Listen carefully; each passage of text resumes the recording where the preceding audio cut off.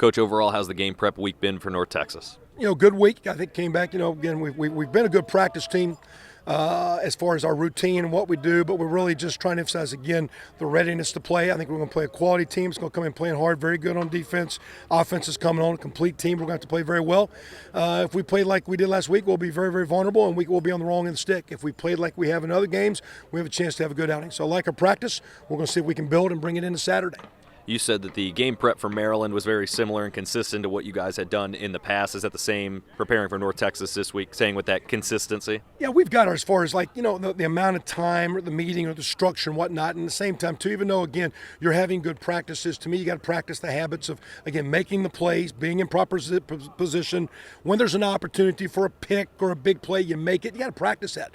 If you casually practice and, you're in position but kind of don't make a tackle in practice, it's going to happen in games. So, our practices have always been pretty good, but we've just talked about, again, a greater sense of urgency. I really thought we had good practice before Missouri, very urgent. Thought we had good practice last week, but I don't think we were quite as urgent as you need to be, and I think that got into our play, and we played a good team. We're playing a good team today, this week coming in with North Texas coming in. They're not going to be as talented, but, man, they're a good team. They've won 9 of the last 12. It's a good program. We need to play well, and I expect us to.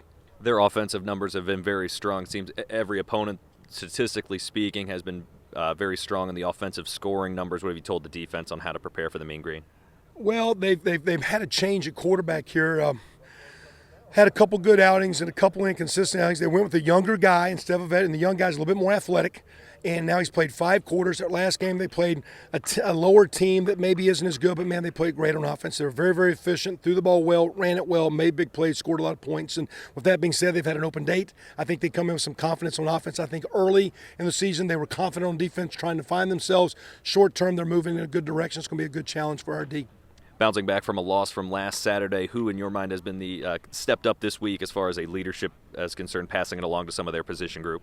Well, we thought even during the game and after game, Timmy Bennett was very, very, very strong and hadn't been bad, but hadn't been as dynamic in early weeks with some of his off-the-field presence. So we really even noticed that and recognized him on Sunday and expected a lot more from him and Bobby Richardson, David Cooper, some of the old guys. We got to keep playing those young guys as much as anything. Again, as coaches, we just got to keep setting the standard of what's acceptable and what's not. And bottom line, we've got enough good players. We're working hard. There's enough things in place. There's enough commitment. We got to hold these guys accountable and expect to win. And so, having good practices and being a good guy is a part of it, but you also got to come play. And I expect our guys to come play in a strong way Saturday.